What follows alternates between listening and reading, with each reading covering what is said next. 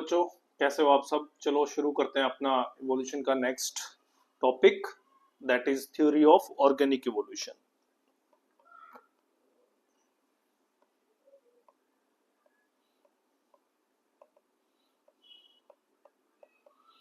Basically बच्चों, इस topic के अंदर हम वे थ्योरी पढ़ेंगे जो इवोल्यूशन के रिगार्डिंग दी गई थी। जैसे कि आप 12th क्लास से पढ़ते आ रहे होंगे, लेमार्क की थ्योरी, डार्विन की theory, neo Darwinism, neo Lamarckism, वो सब हमें इसमें पढ़ना है। ठीक है, तो जो सबसे पहली थ्योरी हमें इसमें पढ़नी है, सबसे पहली थ्योरी इज लेमार्किज्म। ठीक है, लेमार्किज्म।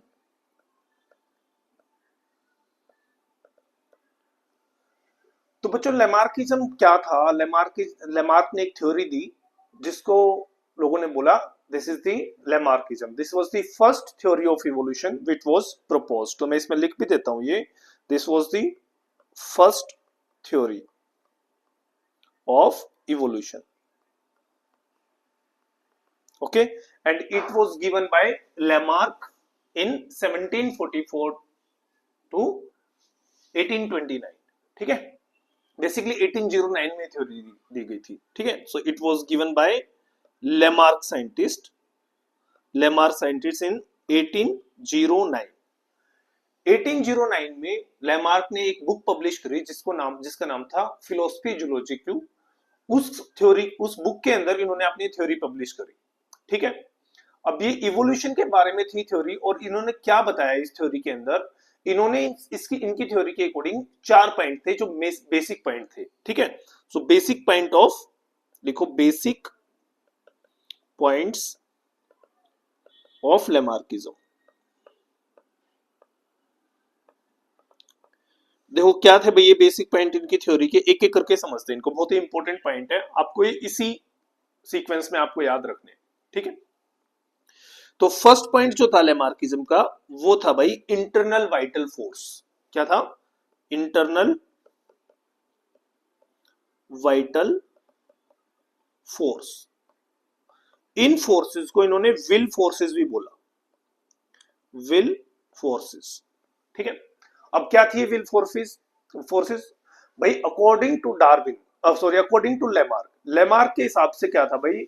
लेमार्क को लगता था कि भाई हर किसी ऑर्गेनिज्म में, every organism they have some will forces. ठीक है, उनकी खुद की वो फोर्सेस होती है।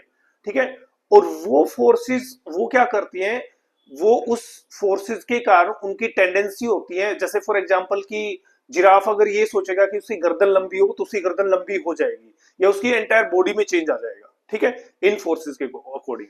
तो लेमार्क ने बताया कि जो ये विल फोर्सेस होती हैं ये हर एक ऑर्गेनिज्म में प्रेजेंट होती हैं, और इन फोर्सेस के अंदर टेंडेंसी होती है उस ऑर्गेनिज्म की पूरी बॉडी चेंज करने की, या फिर कोई पर्टिकुलर ऑर्गन चेंज करने की। ठीक है, दूसरा इन्होंने पॉइंट बताया भाई, दूसरे पॉइंट पे इन्होंने क्या बताया? इन्होंने बताया कि भाई effect of environment and new needs, कि विल फोर्सेस कैसे काम करती है, बेसिकली इसमें उन्होंने ये बताया था इसमें। तो इनका सेकंड पॉइंट था effect of environment and new needs. Effect of environment and new need. उन्होंने बोला कि भाई ये जो इंटरनल वाइटल फोर्स है जनरेट कैसे होती है। ठीक है, कैसे कैसे आदमी सोचेगा? तो उन्होंने बताया कि एनवायरमेंट जो होता है वो इन्फ्लुएंस करता है ऑर्गेनिजम्स को। ठीक है, एनवायरमेंट इन्फ्लुएंस करेगा, और जैसे जैसे एनवायरमेंट चेंज होगा तो वो न्यू नीड्स क्रिएट करेगा, और जो न्यू नीड्स होंगी, यही जो नीड्स है, यही जो है वो डिजायर को क्रिएट करेंगी। इन्होंने बोला कि भाई न्यू अगर एनवायरमेंट होगा तो न्यू एनवायरमेंट के अंदर न्यू नीड्स आएंगी,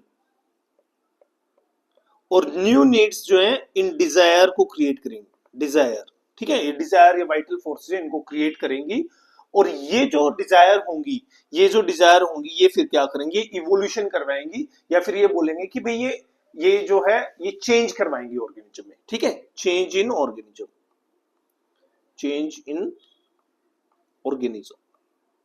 तो ये इसका दूसरा पॉइंट था। तीसरे इनके पॉइंट में इन्होंने क्या बताया कि use and disuse of organ.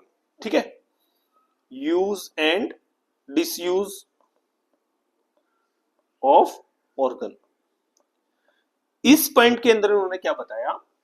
अपनी जो उनकी बुक थी फिलोसफी जूलॉजिक्यू में, इस पॉइंट के अंदर इन्होंने बताया कि भाई जो विल फोर्सेस होंगी उनके कारण ऑर्गेनिज्म अपने अपने बॉडी के ऑर्गन्स को या फिर पूरी बॉडी को यूज करेगा, उनके पार्ट्स को, या फिर डिसयूज करेगा। ठीक है, यूज करेगा मतलब वो किसी पार्ट को ज्यादा यूज करने लग जाएगा या फिर किसी जो पार्ट को है वो कम यूज करने लग जाएगा। ठीक है, तो जिस पार्ट को वो ज्यादा यूज करेगा उस वो part with generation to generation उसमें आगे जाके क्या होते रहेंगे, चेंज आ जाएंगे। ठीक है, उनमें क्या आएंगे, चेंज आएंगे, या फिर बोले उनके अंदर क्या आएंगे, उससे वेरिएशन आएगी। और नेक्स्ट जो पॉइंट था, नेक्स्ट पॉइंट इन्होंने बताया कि जो ये वेरिएशन होगी, इन्हें ये वेरिएशन ये एक्वायर होगी। ये वेरिएशन क्या होंगी भाई, एक्वायर होके फिर नेक्स्ट जनरेशन में जाएंगी, नेक्स्ट जनरेशन, और नेक्स्ट जनरेशन में ऐसे करके इनहेरिट हो जाएंगी। ठीक है, तो इन्होंने बताया इनहेरिटेंस ऑफ, फिर inheritance of acquired character, acquired characters. ठीक है, कि ऑर्गेनिज्म अपने नीड से कारण कुछ कैरेक्टर को एक्वायर करेगा और वो जो कैरेक्टर हैं वो अगली जनरेशन में फिर इनहेरिट हो जाएंगे, और ऐसे करके धीरे धीरे धीरे धीरे करके ये एक्वायर होते जाएंगे कैरेक्टर, और फाइनली क्या होगा, इनहेरिटेंस ऑफ एक्वायर्ड कैरेक्टर से न्यू स्पीशीज का क्या हो जाएगा, ओरिजिनेट हो जाएगा। न्यू स्पीशीज क्या हो जाएगा, ओरिजिनेट हो जाएगा। देखो दोबारा से देखो, इन्होंने क्या बताया, इन्होंने बताया कि हर ऑर्गेनिज्म के अंदर विल फोर्सेस होती है। ठीक है, इंटरनल वाइटल फोर्सेस होती हैं। ये इंटरनल वाइटल फोर्सेस क्या करती हैं, ये इंटरनल वाइटल फोर्सेस कैसे आती हैं, ये एनवायरनमेंट के कारण आती है, क्योंकि नया एनवायरनमेंट होगा तो नई नीड्स होंगी, नई नीड होगी तो नई रिक्वायरमेंट होगी, नई डिजायर होंगी, और ये डिजायर क्या होंगी, उसको फिर यूज एंड डिसयूज करवाएंगे ऑर्गेनिज्म का। और अगर किसी ऑर्गन का ज्यादा यूज होगा तो उसमें वेरिएशन आएगा, वे कैरेक्टर एक्वायर्ड हो जाएंगे, और वे character step by step next generation जाते जाएंगे, और जब उसमें बहुत सारे कैरेक्टर एक्यूमुलेट हो जाएंगे या इनहेरिट हो जाएंगे तो एक नई स्पीशीज का ओरिजिनेट हो जाएगा। तो ये थी भाई थ्योरी ऑफ लेमार्किज्म। इसके लिए इन्होंने एग्जांपल दिया भाई जिराफ का। उन्होंने बोला कि पहले टाइम पे जिराफ के जो एंसेस्टर थे वो एक पोनी साइज का था, एक डॉग के जैसा था। ठीक है, तो उसकी गर्दन बहुत छोटी सी थी, तो वो नीचे खाता था, अपना जो घास फूस है वो खा रहा है। कुछ टाइम बाद क्या हुआ, जिराफ की जो जो जो ग्रासलैंड था वो ग्रासलैंड खत्म हो गया, तो जिराफ ने अपनी गर्दन को स्ट्रेच, क्योंकि एनवायरमेंट चेंज हुआ तो इन्होंने क्या करा भाई, फिर उसने थोड़ा सा ऊपर जो शब्द थे, ऊपर जो पेड़ थे उनकी पत्तियां खाना शुरू करा। जब वो भी खत्म हो गया तो और ऊपर खाना शुरू करा। उसने उनकी उनकी उसके अंदर एक वाइटल फोर्स हुई, उसके अंदर एक विल फोर्स थी कि वो ऊपर अपनी गर्दन को स्ट्रेच करके खाए। तो अपने गर्दन का क्या कर रहा है, ज्यादा ज्यादा यूज कर रहा है, और ज्यादा ज्यादा अगर यूज कर रहा है तो ये कैरेक्टर उनके अंदर क्या हो गया, एक्वायर्ड हो गया, और एक्वायर्ड होने के बाद वो इनहेरिट होता चला गया, और वो किससे क्या हुआ, एक लंबी सी नेक का एक जिराफ बन गया। तो ये था लेमार्क का मानना। बट सोचो ये क्या हमेशा ट्रू होता है, ऐसा तो नहीं है। तो डार्विन के क्रिटिसिज्म भी आए कि भाई ये तो बहुत गलत है। सबसे पहला क्रिटिसिज्म आया भाई कि विल फोर्सेस का। भाई विल फोर्सेस हमारे अकॉर्डिंग थोड़ा ना काम करती है। विल फोर्सेस तो मतलब ये तो, अगर मान लिया मैं सोचने लग जाऊं कि मेरा हाथ जो है एक हाथ लंबा होने लग जाए और मैं अपने हैंड को स्ट्रेच करने लग जाऊं, तो ऐसा थोड़ा ना कि ये स्ट्रेच होने लग जाएगा। ठीक है, effect of environment that was partially true, कि yes environment new need generate करता है, उसके अंदर डिजायर पर डिजायर वाला भी यहाँ पे कॉन्सेप्ट गलत हो गया। फिर तीसरा इसमें था use and disuse of organ. ये तो बिल्कुल गलत है भाई, use and disuse of organ. भाई हम जन्म से लेके हमारी जब तक डेथ होती है तब तक हम अपनी आई ब्लिंक करते हैं, इनका साइज तो कभी नहीं बढ़ता, ओवर दिस जनरेशन नहीं बढ़ा, कोई नई स्पीसीज ऐसे नहीं बनी है। जब से हम जन्म लेते हैं एंड तक, हमारी डेथ तक हमारा हार्ट बीट करता रहता है, उसका साइज तो नहीं बढ़ रहा। तो ये पॉइंट भी इसका गलत हो गया। फोर्थ पॉइंट पे इन्होंने बोला था इनहेरिटेंस ऑफ एक्वायर्ड कैरेक्टर। भाई ये तो टोटली गलत था। मान लिया कि मैंने अपनी लाइफ में मैंने जिम करी और मैंने अपनी अच्छी से बॉडी बना ली, मैंने एक्वायर करे वो कैरेक्टर अपनी लाइफ में, पर ये कैरेक्टर नेक्स्ट जनरेशन में नहीं जाएंगे। ठीक है, क्योंकि उस टाइम तक जर्म लाइन का और सोमेटोप्लाज्म अभी कुछ पता ही नहीं था। ठीक है, तो एक्वायर्ड कैरेक्टर हमेशा नेक्स्ट जनरेशन में नहीं जाते, तो ये पॉइंट भी गलत हो गया। तो इनके क्रिटिसिज्म हुए, और क्रिटिसिज्म इनको देने के लिए जो सबसे पहले साइंटिस्ट आए थे वो साइंटिस्ट थे भाई वाइजमैन। ठीक है, तो इनका जो पहला क्रिटिसिज्म था, यहां से शुरू करते हैं लिखना, क्रिटिसिज्म वो जो दिया था, वो दिया था भाई इनका वाइजमैन ने। ठीक है, वाइजमैन ने क्या करा भाई, वाइजमैन ने 22 जनरेशन तक, 22 जनरेशन तक एक रैट की टेल को कट किया। ठीक है, पर 22 जनरेशन तक भी जब उनके टेल को कट किया तो there was no change in shape, size और लेंथ ऑफ टेल। भाई अगर 22 जनरेशन तक ऐसे अगर कट कर रहे हैं तो इसका मतलब टेल जो है लॉस हो जानी चाहिए थी, ये थोड़ी बहुत तो कम होनी चाहिए थी। तो ये क्या हुआ, डिस्प्रूव हो गया। ठीक है, इन्होंने इसके बाद क्या करा, वाइजमैन ने एक और कंसेप्ट दिया, इन्होंने दी भाई theory of germ plasm. Theory of germ plasm. इन्होंने क्या बताया कि भाई बॉडी के अंदर, किसी भी ऑर्गेनिज्म की बॉडी के अंदर दो टाइप के मैटर होते हैं। ठीक है, एक को बोला इन्होंने that is somatoplasm, theory of germ plasm के अकॉर्डिंग। एक को इन्होंने बोला सोमेटोप्लाज्म, और दूसरे को इन्होंने बोला जर्म प्लाज्म। ठीक है, एक को सोमेटोप्लाज्म, दूसरे को जर्म प्लाज्म। इन्होंने बोला कि वे वेरिएशन जो जर्म प्लाज्म में होंगी, ठीक है, variation that will accumulate in the germ plasm, जो वेरिएशन जर्म प्लाज्म के अंदर होंगी वही नेक्स्ट जनरेशन में इनहेरिट होंगी। ठीक है, जबकि सोमेटोप्लाज्म में अगर कोई वेरिएशन हो रही है तो वो नेक्स्ट जनरेशन में नहीं जाएगी, नेक्स्ट जनरेशन में नहीं जाएगी, केवल ये इनहेरिट होगी। और ये जो जर्म प्लाज्म है, ठीक है, जो जर्मिनल सेल है, इनके अंदर जो वेरिएशन होगी यही आगे जाके क्या करती है भाई, नेक्स्ट जो है उनको ये नई स्पीशीज का ओरिजिनेट करवाती है, जो जर्म प्लाज्म में इनहेरिट होती है वेरिएशन। ठीक है, तो ये बताया था भाई हमारे वाइजमैन साहब ने। उसके बाद एक और साइंटिस्ट आए, उनका नाम था भाई प्याने। ठीक है, PYANNE, प्याने। इन साइंटिस्ट ने क्या करा, इन्होंने ड्रोसोफिला लिया, ये क्रिटिसिज्म देने वाले साइंटिस्ट हैं। ठीक है, ड्रोसोफिला लिया, ड्रोसोफिला को इन्होंने क्या करा, 69 जनरेशन तक इन्होंने इनको डार्क में रखा। अब जब इनको डार्क में रखा तो नो चेंज इन साइज और शेप ऑफ आई। तो आई की शेप साइज में कुछ चेंज ही नहीं है। अब चेंज नहीं होगा तो भाई होगा ही नहीं आगे कभी। इसका मतलब ये भी क्या था, इसने भी क्या कर दिया, डिस्प्रूव कर दिया किसकी थ्योरी को, लेमार्क की थ्योरी को। ऐसे ही देखो इंडियंस में क्या करते हैं भाई, आजकल तो कम हो गया है, नहीं तो बचपन में ही लड़कियों की जो नाक है और ईयर्स को इनको छिलवा देते थे। ठीक है, इनको बोरिंग करवा देते थे इनमें। अब इतने जनरेशन तक अगर बोरिंग होगी तो भाई यहाँ पे एक परमानेंट होल ही हो जाना चाहिए था नोज में और इसमें ईयर में, बट ऐसा तो नहीं होता। तो ये था भाई सारा इसकी क्रिटिसिज्म। तो उसके बाद और दूसरे साइंटिस्ट आए, एक साइंटिस्ट का नाम था पकार्ड। ठीक है, उन्होंने इसकी क्रिटिसिज्म को लिया और एक नया इसकी लेमार्क की एक नई थ्योरी दे दी, जिसको हम बोलते हैं नियो लेमार्किज्म। ठीक है, तो अब पढ़ते हैं भाई इनकी next theory, that is neo Lamarckism.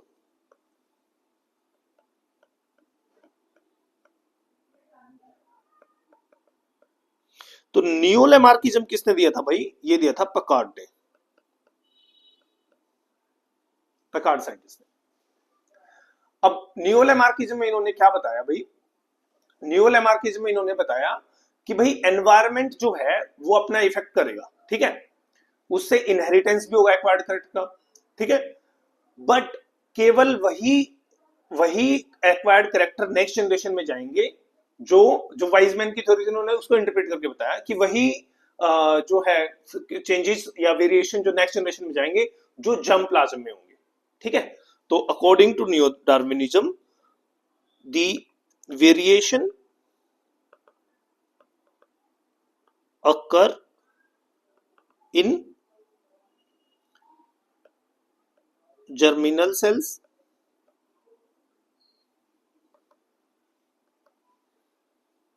germinal cells will inherit in next generation। केवल वही नेक्स्ट जनरेशन में जाएंगे। ये था भाई न्यू लेमार्किज्म। ठीक है, अब इसके लिए भी क्या हुआ भाई, इसके लिए भी लोगों ने एक्सपेरिमेंट करे। ठीक है, तो एक दो एक्सपेरिमेंट आप इसमें याद रख लेना। एक ये याद रखना, समनर एक्सपेरिमेंट याद रखना भाई,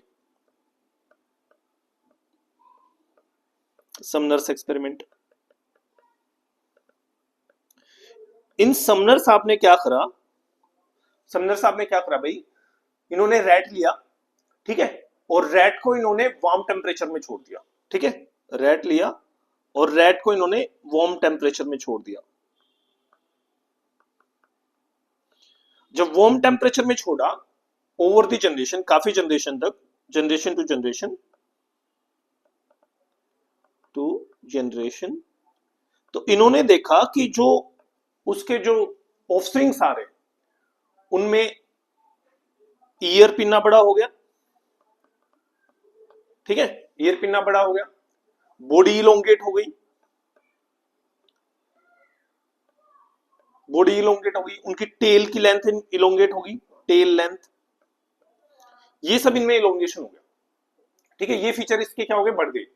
तो हमने अपना वो रूल भी पढ़ा था ना, एल रूल, की जो कोल्ड एनवायरनमेंट में रहते हैं उनकी एक्सट्रीमिटी छोटी रहती है, इकोलॉजी में जो हमने पढ़ाया था। ठीक है, तो इसका अपोजिट हुआ, वार्म एनवायरनमेंट में रहेंगी तो क्या होगा भाई, एक्सट्रीमिटीज का साइज बड़ा हो जाएगा, और बड़ा होगा तो इसका मतलब उनमें से क्या होगा, हीट इजिली क्या हो जाएगी, डिसिपेट हो जाएगी आराम से। तो इन्होंने करा, और ये इसके सपोर्ट में था, क्योंकि इन्होंने बताया कि भाई जो वार्म एनवायरनमेंट है, जो आप रैट को रख रहे हैं, तो उसके एक्चुअली जर्म प्लाज्म में चेंज हो रहा है, जर्मिनल सेल्स के अंदर चेंज हो रहा है, और जो वो वेरिएशन वहां से आ रही है, वही वेरिएशन एक्चुअली क्या हो रही है, फिर वो नेक्स्ट जनरेशन में आगे जाती जा रही है। ठीक है, ऐसे ही एक और एक्सपेरिमेंट था जिसको हम कैम्ब्रेर एक्सपेरिमेंट बोलते हैं। कैम्ब्रेर एक्सपेरिमेंट में क्या हुआ बच्चों, उन्होंने एक सिलेंडर लिया और उस सिलेंडर को डार्क में रख दिया। ठीक है, और एक सिलेंडर लिया, उनको उसने लाइट में रख दिया। जो डार्क में जो सिलेंडर था, उन्होंने देखा कि उसके अंदर जो स्किन के स्पोर्स थे वो लार्ज हो गए हैं, बड़े हो गए हैं। ठीक है, ताकि वो इजिली कैमोफ्लेज कर पाए, और ओवर द जनरेशन जब उसको रखा तो उनके बच्चों में भी वो चीज इनहेरिट हो गई। और जिसको लाइट में रखा था उसमें उसमें जो मेलानिन जो पिगमेंट होता है जो स्किन के अंदर, उसमें वो पिगमेंट का साइज क्या होता जा रहा है, वो स्पॉट छोटे होते जा रहे हैं। ठीक है, तो ओवर द जनरेशन उनमें क्या हो गया, छोटे छोटे छोटे छोटे हुए। तो कैम्ब्रेर ने भी बताया कि भाई ओवर द जनरेशन इसमें क्या होता है, हाँ, कैम्ब्रेर ने भी बताया कि ओवर द जनरेशन जब इनको अलग अलग बैकग्राउंड में रखते हैं, तो उस टाइम पे क्या होता है कि जर्मिनल सेल्स के अंदर चेंज होता है, और जैसे जैसे जर्मिनल सेल्स के अंदर चेंज होगा, और वैसे वैसे उनकी जनरेशन में वो वेरिएशन इनहेरिट होती जाएगी। So this was neo Lamarckism. तो नियोलेमार्किज्म में क्या था, जर्मिनल सेल्स के बारे में भी बता दिया था। ठीक है, तो ये तो था भाई हमारा लेमार्क के बारे में, लेमार्क साहब के बारे में। अब लेमार्क की जो थ्योरी थी वो कुछ टाइम चली, उसके बाद एक नई थ्योरी आई जिसको हम डार्विनिज्म बोलते हैं, जो आज तक लोग फॉलो करते हैं। ठीक है, so our next theory is Darwinism. और जो डार्विनिज्म थी, ये थ्योरी किसने दी थी, ये थ्योरी दी थी भाई डार्विन ने। ठीक है, किसने दी थी, डार्विन ने दी थी। इनका पूरा नाम था चार्ल्स रॉबर्ट डार्विन। ठीक है, तो मैं इसको लिखता हूं सीआर डार्विन। और कब दी थी ये, 1809 में दी थी भाई ये थ्योरी। ठीक है, सॉरी 1809 में तो इनका जन्म हुआ था। ये थ्योरी दी थी इन्होंने अपनी बुक के अंदर, और आई थिंक ये दी थी इन्होंने समथिंग अराउंड 1836 के अराउंड, एक बार चेक करना पड़ेगा भैया, 1836 के अराउंड इन्होंने थ्योरी दी थी। मैं देख लेता हूं, अभी लिख नहीं रहा हूं यहाँ पे इसमें। तो इन्होंने क्या करा, पहले चार्ल्स डार्विन के बारे में बताता हूँ थोड़ा सा। जो चार्ल्स डार्विन थे, जब वो बचपन में थे उनके, तो उनको ज्यादा किताबी कीड़ा नहीं थे, वो पढ़ना वढ़ना उनको पसंद नहीं था, उनको नेचर में रहना पसंद था। ठीक है, तो उनका आइडनबर्ग यूनिवर्सिटी में एडमिशन करवाया। उनके जो फादर थे वो एक फाइनेंसर थे, पैसे वाले लोग थे अच्छे खासे। आइडनबर्ग यूनिवर्सिटी में एडमिशन करवाया, उनको वहां पे पसंद ही नहीं आया पढ़ना उनका। उन्होंने क्या करा, वहां से छोड़ दिया। छोड़ के उन्होंने ऑक्सफोर्ड यूनिवर्सिटी में एडमिशन ले लिया। तो ऑक्सफोर्ड में क्या हुआ भाई, वहां पे ये इसकी रिलीजन की पढ़ाई कर रहे थे, ये एक पादरी बनना चाहते थे उस टाइम पे। ठीक है, वहां पे एक साइंटिस्ट के कांटेक्ट में आए, उन साइंटिस्ट से बहुत प्रभावित हुए, उन्होंने देखा कि भाई ये जो बच्चा है डार्विन है, ये ज्यादातर नेचर में रहना पसंद करता है। एक इसकी स्टोरी भी है कि डार्विन को बीटल्स बड़े पसंद थे, ठीक है। तो बीटल्स से क्या करता था, बीटल्स को इकट्ठा करता रहता था। तो एक बार वो किसी पेड़ के पास गए, तो पेड़ के पास जाने के बाद उन्होंने क्या करा, उसका पेड़ का जो छाल होता है उसको उठाया, तो उसके अंदर उनको बीटल मिले, 2 बीटल मिले, दोनों को उन्होंने हाथ में उठा लिया। जैसे वो ऊपर उठे तो उसकी स्टेम के ऊपर एक और बीटल था, वो और भी सुंदर था। अब डार्विन उनको रखना नहीं चाह रहा था, फेंकना नहीं चाह रहा था, तो उन्होंने क्या करा, उन्होंने एक बीटल को अपने माउथ के अंदर रख लिया और जो अच्छे वाला बीटल था उसको उठा लिया। अब एक बीटल उनके माउथ में है, 2 बीटल उनके हाथ में। तो जो अंदर माउथ के अंदर बीटल गया, उन्होंने कुछ केमिकल रिलीज करा, ठीक है, उन्होंने डिफेंसिव कुछ केमिकल रिलीज करा, तो उनके माउथ में अंदर एकदम से जलन हुई, उन्होंने तीनों बीटल फेंक दिए वहां पे, ठीक है। तो वो इतने ज्यादा उत्सुक थे बीटल्स को लेके कि भाई वो देखते थे, हमेशा ऑब्जर्व करते थे। तो एक शिप जा रहा था भाई, ये एचएमएस बीगल उस शिप का नाम था, मैं इस शिप का नाम भी लिखता हूं, एचएमएस बीगल, ठीक है। ये शिप जा रहा था अपनी एक यात्रा पे, और ये कहां का यात्रा कर रहा था, ये साउथ अमेरिका से, साउथ अमेरिका, फिर ये वहां से जाता नॉर्थ अमेरिका,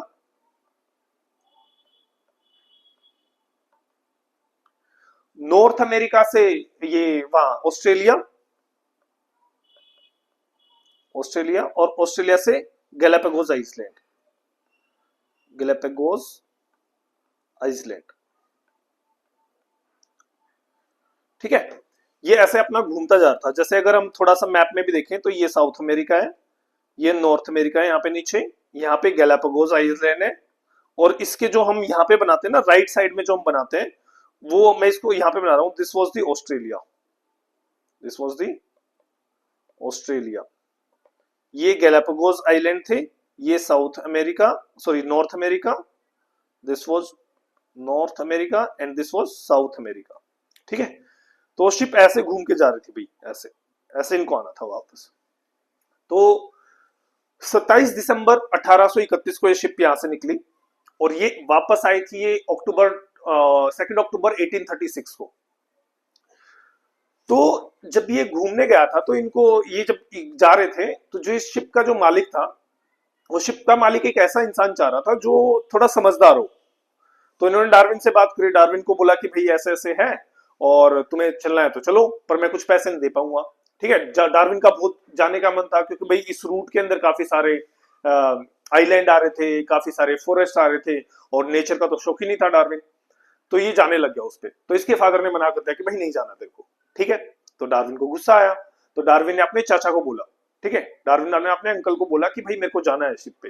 तो डार्विन के चाचा बोले कि ठीक है, उन्होंने बोला, अपने भाई को समझाया कि भाई देखो अच्छा है, इसको नेचर पसंद है, और नेचर में जाने से हर कुछ आदमी कोई ना कोई कुछ ना कुछ चीजें सीखता ही है, तो आप इसको जाने दो। ये गया। अब जब डार्विन था, तो डार्विन को ये पेंटिंग का बड़ा शौक था। तो जब ये अलग अलग आइलैंड पे गया, तो वहां पे ये ड्राइंग करता था, ठीक है। ये हर एक उस पे गया, जैसे फर्स्ट आइलैंड पे गया, उसने वहां पे ड्राइंग करी बर्ड्स की, फिर उससे नेक्स्ट पे गया, वहां पे बर्ड्स की ड्राइंग करी, नेक्स्ट पे गया, वहां पे बर्ड्स की ड्राइंग करी। बाद में उसने एंड में देखा कि अरे यार, इसमें तो जो साउथ अमेरिका में जो बर्ड्स हैं, ये बर्ड्स तो वैसी लग रही है, केवल इनकी बीक की शेप में चेंज है। अब इनकी बीक की शेप में जो चेंज है, वो चेंज कैसे आया है, वो गैलापागोस आइलैंड पे फूड हैबिट के कारण चेंज आया है, ठीक है। भाई अगर एक आइलैंड पे अगर क्या नाम है, कुछ अनाज है खाने के लिए, तो उसके अकॉर्डिंग हो गया। नेक्स्ट वाले पे अगर फ्लैश खाने का, तो उसके अकॉर्डिंग बीक का शेप चेंज हो गया। तो जो ये बर्ड्स जो ये चेंज हो रहे थे अलग अलग आइलैंड पे, इनको बोला गया डार्विन फिंचेस। और यहीं से इनको जो आइडिया आया था नेचुरल सिलेक्शन का, यहीं से इनको आइडिया आया। बट जो नेचुरल सिलेक्शन का जो ओरिजिनल आइडिया था, नेचुरल सिलेक्शन का जो ओरिजिनल आइडिया था, वो आइडिया था भाई वेलेक का। एक और साइंटिस्ट थे जिनका नाम था वेलेक। तो इनका ये ओरिजिनल आइडिया था। तो इन्होंने डार्विन को बताया कि भाई मेरे को ऐसा सा लग रहा है। इन्होंने एक सेंटेंस बोला था बड़ा अच्छा सा, ये था कि on the tendency of variety of depart infinitely from origin time. छोड़ दो, इसको इसको ऐसे याद मत रखो, बस ये याद रखो कि इनका जो ओरिजिनल आइडिया था वो किसका आइडिया था, वेलेक का आइडिया था। तो उन्होंने क्या करा, डार्विन के साथ मिलके और इन्होंने अपनी थ्योरी दी, जिस थ्योरी को बोलते हैं थ्योरी ऑफ नेचुरल सिलेक्शन, और वो इन्होंने अपनी एक बुक में पब्लिश करी। ठीक है, इन्होंने कौन सी थ्योरी दी भाई, वेलेक ने एंड डार्विन ने, इन्होंने origin of species, origin of species ये इनकी बुक थी, और इसमें इन्होंने जो बताया, इसमें इन्होंने बताया origin of species by the means of natural selection, origin of species by means of natural selection.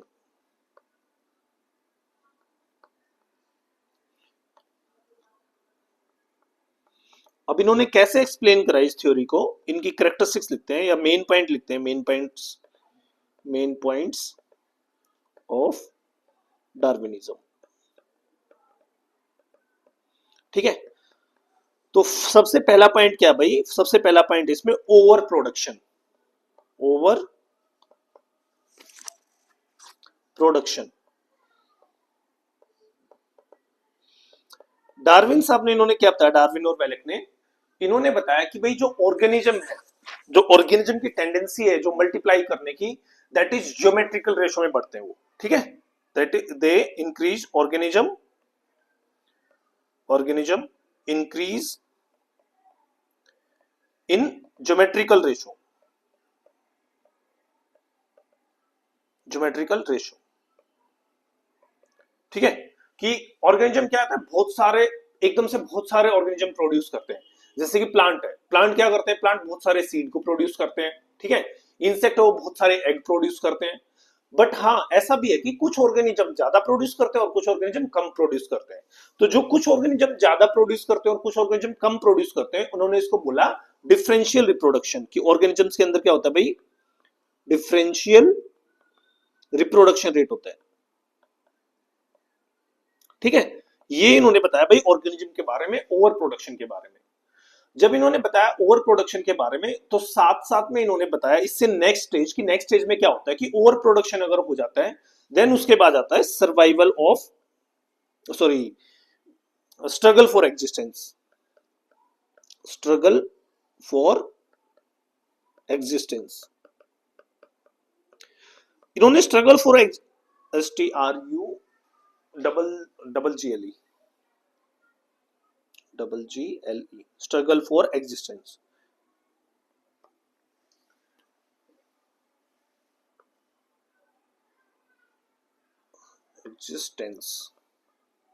ठीक है, तो स्ट्रगल फॉर एग्जिस्टेंस में इन्होंने क्या बताया, कि भाई जब बहुत सारे ऑर्गेनिज्म प्रोड्यूस हो जाते हैं, तो उस टाइम पे क्या होता है, उस टाइम पे एग्जिस्टेंस के लिए स्ट्रगल होता है। ठीक है, और वो स्ट्रगल एक एग से लेके और उनकी डेथ तक, ये स्ट्रगल तब तक चलता है। ठीक है, मतलब starting from the life to the end of the life, वहां तक ये स्ट्रगल चलता है। और ये स्ट्रगल कौन कौन से टाइप का होता है, इन्होंने इसके टाइप भी बताए। इन्होंने बताया कि या तो ये स्ट्रगल होगा भाई इंटरस्पीशीज, इंट्रा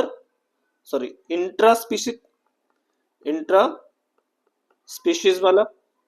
इंट्रा स्पेसिफिक में क्या होगा भाई, इंट्रा स्पेसिफिक में जब सेम एक ही, इंट्रा स्पेसिफिक में with in same species, with in same species में कैसा स्ट्रगल हो सकता है भाई, फूड के लिए भी हो सकता है।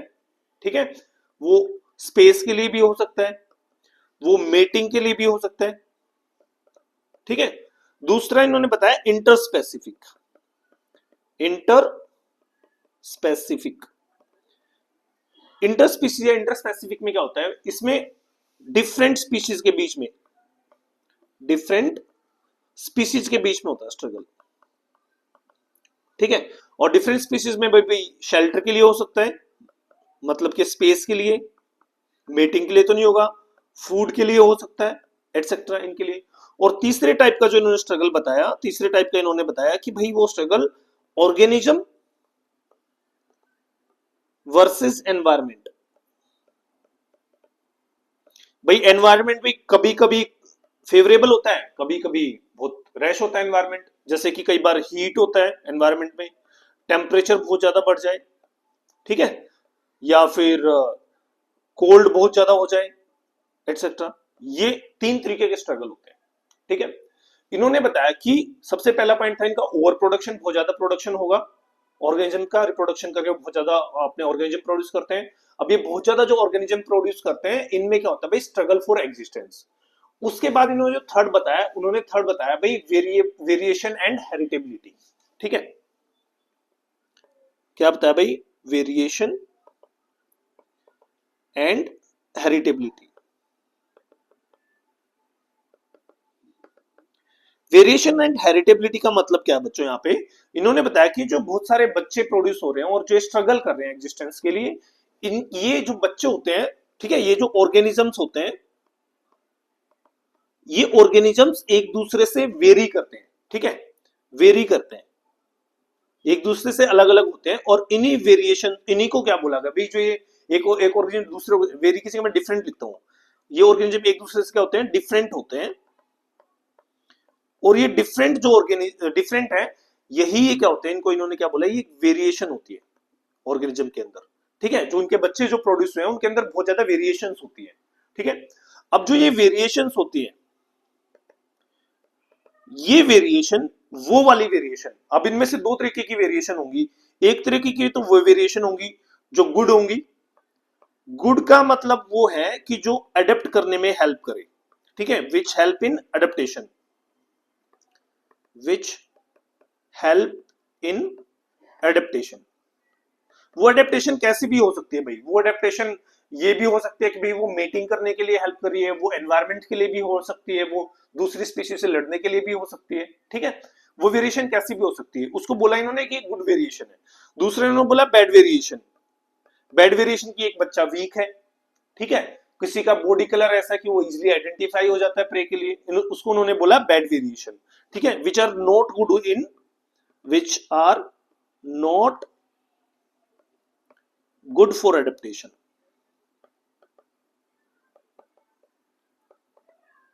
जो एडेप्टेशन के लिए अच्छी नहीं है, ठीक है। तो इन्होंने क्या बोला कि जो एक गुड एडेप्टेशन है, ये good adaptation, they will go to the next generation, मतलब ये क्या होती है, इनहेरिट होती है, हेरिटेबल होती है, नेक्स्ट जनरेशन में जाएंगी, and these are the heritable, ठीक है। और नेक्स्ट इन्होंने बताया भाई सर्वाइवल ऑफ फिटेस्ट और नेचुरल सिलेक्शन, फोर्थ इनका पॉइंट था। इनको मैं एक बार रिवाइज भी कराता हूं अभी। फोर्थ जो इनका पॉइंट था वो था सर्वाइवल ऑफ फिटेस्ट, और इसी को बोलते हैं भाई नेचुरल सिलेक्शन, ठीक है। इसमें इन्होंने क्या बताया, इसमें इन्होंने बताया कि वे ऑर्गेनिज्म जिनके अंदर गुड एडेप्टेशन है, ठीक है, वे ऑर्गेनिज्म जिनके अंदर गुड एडेप्टेशन है, ठीक है, नेचर हमेशा इन गुड एडेप्टेशन को ही क्या करता है, सेलेक्ट करता है, और ऑर्गेनिज्म को क्या कराता है, फिटेस्ट बना देता है, फिटेस्ट, ठीक है। जब ये ऑर्गेनिज्म फिटेस्ट बन जाएगा तो ये क्या करेगा भाई, ये उन वेरिएशन को, उन गुड वेरिएशंस को,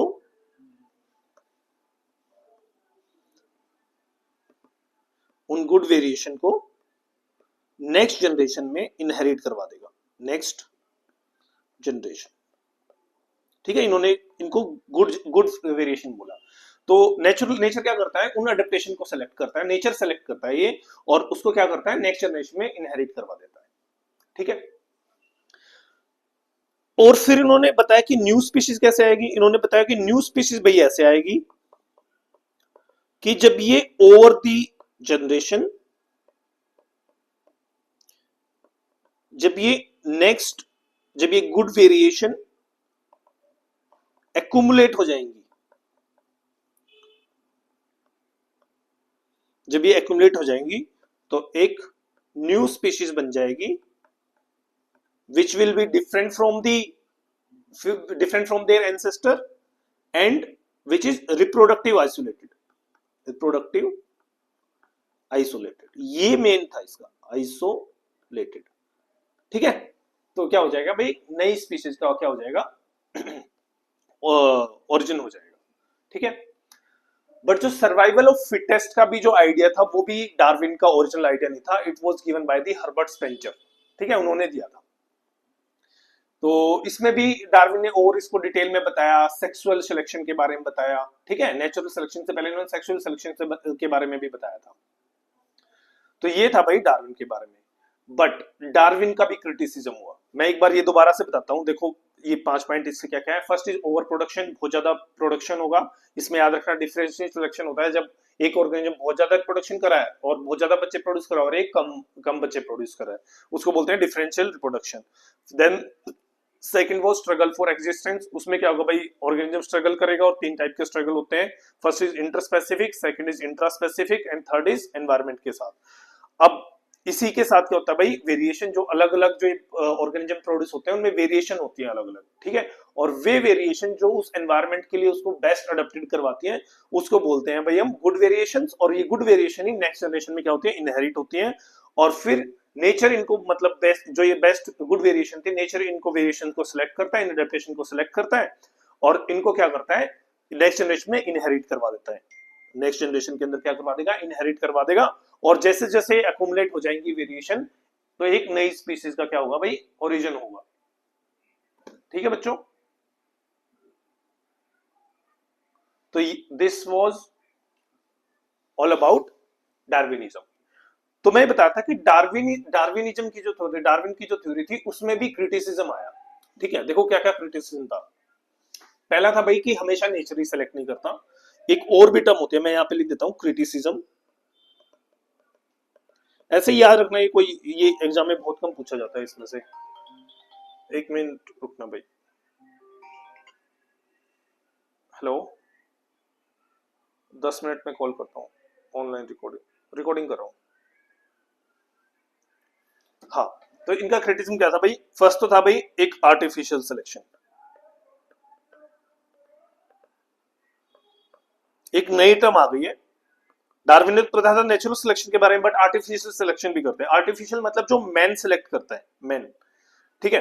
अब मैन कैसे कैसे सिलेक्ट करेगा भाई, अच्छी ब्रीड की काउर लेगा, ठीक है भाई, पेट्स अच्छे लेगा, उनको सेलेक्ट करेगा, उनको मेट करवाएगा, जैसे डॉग्स की मेटिंग कराएगा अच्छी ब्रीड के डॉग्स की। तो वो क्या होता है भाई, that was different from the natural selection. Second इनका क्रिटिसिज्म क्या था, इन्होंने वेरिएशन का ओरिजिन नहीं बताया। वेरिएशन का ओरिजिन, वेरिएशन का ओरिजिन मतलब के, वेरिएशन का ओरिजिन का मतलब है कि भाई वेरिएशन कैसे आती है, वो उनके बारे में इन्होंने कुछ नहीं बताया। क्योंकि उस टाइम तक भाई मेंडल ने जीन्स पे, जी मेंडल नहीं आया था और उस टाइम तक जीन्स वगैरह के बारे में लोगों को पता नहीं था, तो इसने नहीं बताया उसके बारे में। थर्ड, इन्होंने सर्वाइवल ऑफ फिटेस्ट बता दिया, सर्वाइवल ऑफ फिटेस्ट, कि भाई फिटेस्ट को नेचर सेलेक्ट करता है। बट इन्होंने अराइवल ऑफ फिटेस्ट के बारे में बात नहीं करी, अराइवल ऑफ फिटेस्ट, इसके बारे में ज्यादा नहीं बताया, इसके बारे में ज्यादा नहीं बताया, ठीक है। इन्होंने हार्मफुल वेरिएशन, जो गुड और बैड वेरिएशन था, उनको अच्छे से एक्सप्लेन नहीं करा कि जो बैड वेरिएशन है वो फिर एग्जिस्ट ही क्यों करती है, ठीक है, कि जो बैड वेरिएशन होंगी why they exist in population,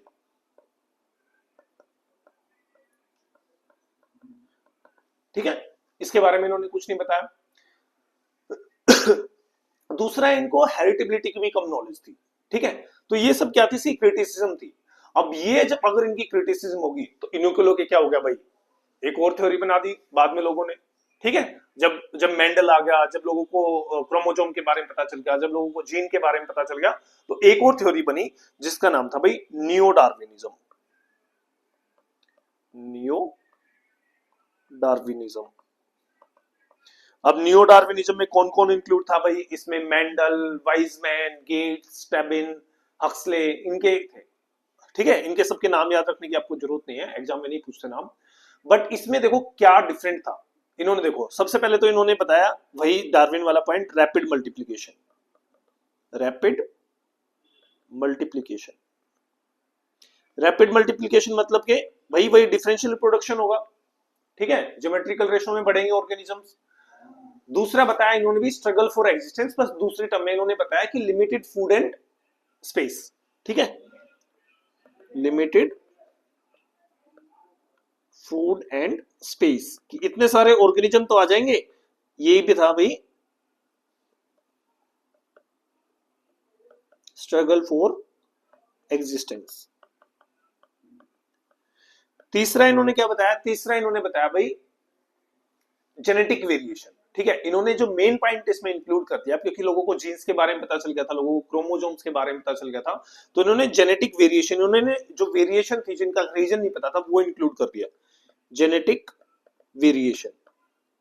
और जेनेटिक वेरिएशन का इन्होंने ओरिजिन बता दिया कि ओरिजिन कैसे होता है, ओरिजिन। और ओरिजिन में भी इन्होंने क्या क्या बताया, जैसे इन्होंने बताया कि कैसे होता है, एक तो म्यूटेशन से, म्यूटेशन एक मेन रीजन है। ठीक है भाई, क्रोमोसोमल एब्रिविएशन से, जेनेटिक म्यूटेशन से जीन में म्यूटेशन हो जाए, ठीक है, प्लॉइडी हो जाए। दूसरा था genetic recombination, genetic recombination. Genetic recombination मतलब जो हम क्रॉसिंग ओवर में पढ़ते हैं, क्रॉसिंग ओवर। और क्रॉसिंग ओवर जब होती है तो जीन क्या हो जाते हैं भाई, शफल हो जाते हैं, और न्यू जीन्स का यहाँ पे ऑरिजिन भी होता है। ठीक है, तो इस तरीके से न्यू वेरिएशन आती है, इन्होंने बताया। ठीक है, फिर उन्होंने एक और भी कंसेप्ट बताया, that was very important, that was the genetic drift, जो पॉपुलेशन लेवल पे होता है। ठीक है, जेनेटिक ड्रिफ्ट, इसको समझो भाई अच्छे से, ये एग्जाम में पूछते हैं क्वेश्चन, DRIFT, यहां से क्वेश्चन पूछा जाता है जेनेटिक ड्रिफ्ट। ये जेनेटिक ड्रिफ्ट क्या होता है भाई, देखो जेनेटिक मतलब जीन से रिलेटेड, और ड्रिफ्ट मतलब वो मूवमेंट हो जाना उसके इधर उधर। ठीक है, तो सबसे पहला जो पॉइंट आपको याद रखना है, जो आपके एग्जाम के लिए बहुत बहुत ज्यादा इंपॉर्टेंट है, कि जेनेटिक ड्रिफ्ट ऑलवेज ऑलवेज अकर इन ए स्मॉल पॉपुलेशन, स्मॉल पॉपुलेशन। मैं इसको दूसरे कलर से यहां पे हाईलाइट करके भी लिख देता हूं, ये पूछते ही पूछते हैं एग्जाम में कि जेनेटिक ड्रिफ्ट कहां पे होती है, वो हमेशा एक छोटी पॉपुलेशन के अंदर होती है। ठीक है, उसके बाद देखो, उसके बाद इसमें आपको, आप इसको कैसे समझोगे, देखो फॉर एग्जांपल कि ये एक छोटी सी पॉपुलेशन है। ठीक है, यहाँ पे मान लिया फॉर एग्जांपल बीटल्स हैं, यहाँ पे इन बीटल्स की पॉपुलेशन है। ठीक है, और किसी कारण से, अगर किसी कारण से इनकी, अच्छा ये बीटल्स की पॉपुलेशन है, बीटल्स की पॉपुलेशन में जो यहाँ पे जीन्स प्रेजेंट है, इन जीन्स को बोला जाता है, जो इनकी पॉपुलेशन के जीन्स होते हैं, इनको बोला जाता है भाई जीन पूल। ठीक है, और किसी कारण से अगर इस जीन पूल के अंदर चेंज आ जाए, चेंज आ जाए, तो इस चेंज को बोलते हैं भाई क्या हो गया, जेनेटिक ड्रिफ्ट हो गया। क्या हो गया, जेनेटिक ड्रिफ्ट हो गया। ठीक है, तो any change in the gene pool of A small population is called genetic drift. अब देखो ये जेनेटिक ड्रिफ्ट कैसे होती है। अब देखो ये कैसे कैसे हो सकता है भाई, इसमें एक याद रखना भाई आपको, फाउंडर इफेक्ट, फाउंडर इफेक्ट, और एक याद रखना है बोटलनेक इफेक्ट, बोटलनेक इफेक्ट।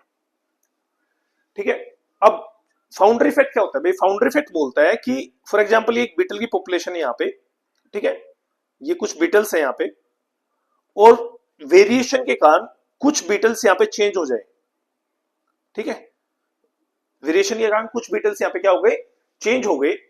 अब ये अपना अलग रिप्रोड्यूस करेंगे, ये अपना अलग रिप्रोड्यूस करेंगे, तो क्या होगा भाई, कुछ टाइम बाद ये एक अलग पॉपुलेशन बन जाएगी, और ये सॉरी ये एक नई स्पीशीज बन जाएगी, पॉपुलेशन इज स्पीशीज, ये एक नई स्पीशीज बन जाएगी, और ये क्या हो जाएगी, न्यू स्पीशीज बन जाएगी। ठीक है, किसके कारण हुआ, ये वेरिएशन के कारण हुआ है। ठीक है, तो कुछ बहुत थोड़े समय के टाइम पे small population quickly become different from the parent population. ठीक है, with in A small time, with in A small time, अगर ऐसा हो जाए तो इसका बोला जाता है भाई, स्मॉल टाइम के अंदर ऐसा हो तो इसको बोलते हैं भाई क्या, फाउंडर इफेक्ट, फाउंडर इफेक्ट। ठीक है, दूसरा क्या होता है भाई, दूसरा जैसे कि एक और होता है भाई इसमें, जिसको हम बोलते हैं बोटलनेक इफेक्ट। बोटलनेक इफेक्ट में जो इंपॉर्टेंट है वो ये याद रखना कि फॉर एग्जांपल ये एक बीटल की पॉपुलेशन है। ठीक है, छोटी सी पॉपुलेशन बीटल के किसी भी ऑर्गेनिज्म के आप मान सकते हो, इसमें बहुत सारे ऑर्गेनिज्म है। और किसी नेचुरल कैलेमिटी से, एक नेचुरल कैलेमिटी आई, ठीक है, जैसे वोल्केनिक इरप्शन हो गया, फ्लड आ गया, या फिर कुछ और हो गया, और इसमें से कुछ पॉपुलेशन जो है वो लॉस होगी। फॉर एग्जांपल ये पॉपुलेशन क्या होगी, पॉपुलेशन लॉस।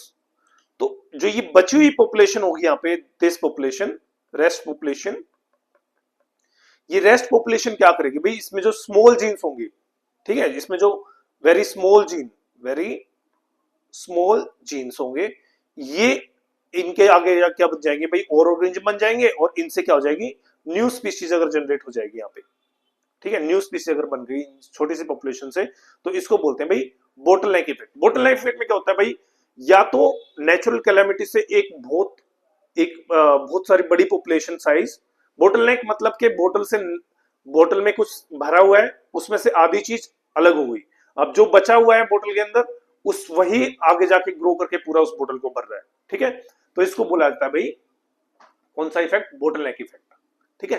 तो ये बहुत इंपॉर्टेंट है। तो इसमें मेनली आप नेचुरल कैलामिटी को याद रखना, जैसे कि अर्थक्वेक हुआ, स्टॉर्म हुआ, फ्लड हुआ, तो जब भी इसकी बात होती है तो हम वहां पे क्या बोलते हैं कि ये क्या है, बोटलनेक इफेक्ट है, ठीक है। तो ये था भाई नियो डार्विनिज्म। अच्छा, नियो डार्विनिज्म में अच्छा जेनेटिक वेरिएशन हो गया। जेनेटिक वेरिएशन बता दिया भाई कैसे कैसे जेनेटिक वेरिएशन होता है। फिफ्थ, फिर नेक्स्ट उन्होंने जो नेक्स्ट पॉइंट बताया, fourth point, that was the same as was given by the Darwin, that is natural selection. Natural selection कि नेचर बेस्ट वेरिएशन को सेलेक्ट करता है। And fifth point was the isolation. तो उन्होंने साथ में ये भी बताया कि भाई जो जो नई स्पीशीज का जो ओरिजिनेट होता है वो विद द टाइम आइसोलेशन से भी होता है। फॉर एग्जांपल कि एक ये फॉरेस्ट है यहाँ पे इसमें, और इस फॉरेस्ट में से अगर यहाँ पे रिवर पास हो गई, ठीक है, कोई एडिशनल एक रिवर पास हो गई, पहले तो एक ही पॉपुलेशन थी, अब यहाँ पे एक अलग पॉपुलेशन बन जाएगी, यहाँ पे अलग पॉपुलेशन बन जाएगी, this will become species 2, this will become species 1, ठीक है। तो इसको बोलते हैं आइसोलेशन। ये अभी मैं थोड़ी देर में आपको डिटेल में पढ़ाऊंगा कौन कौन से टाइप के होते हैं। नहीं, ये मैंने वहां पे भी पढ़ाया, आपको इकोलॉजी में ही पढ़ाया, जो हमने पैरापेट्रिक सिंपेट्रिक पढ़ा था वो सब इसमें आएगा, ठीक है। आइसोलेशन ही है। और नेक्स्ट है भाई ओरिजिन ऑफ स्पीशीज। तो ओरिजिन ऑफ स्पीशीज में क्या होगा, जब विद टाइम अगर ये वेरिएशन ऐसे एक्यूमुलेट हो जाएंगी, अब इन्होंने वेरिएशन वगैरह सब कुछ इंक्लूड हो जाए कर दिया है, तो क्या हो जाएगा, नई स्पीशीज ओरिजिनेट हो जाएगी। So this was all about the theories of natural selection. तो मैंने आपको इसमें 4 थ्योरी मेन कवर करवाई है। First is Lamarckism, then neo Lamarckism, Darwinism and neo Darwinism. तो आप इनको अच्छे से याद कर लेना भाई, ये बहुत जरूरी है, बहुत इंपॉर्टेंट है, ठीक है। तो मिलते हैं नेक्स्ट क्लास में। जय हिंद।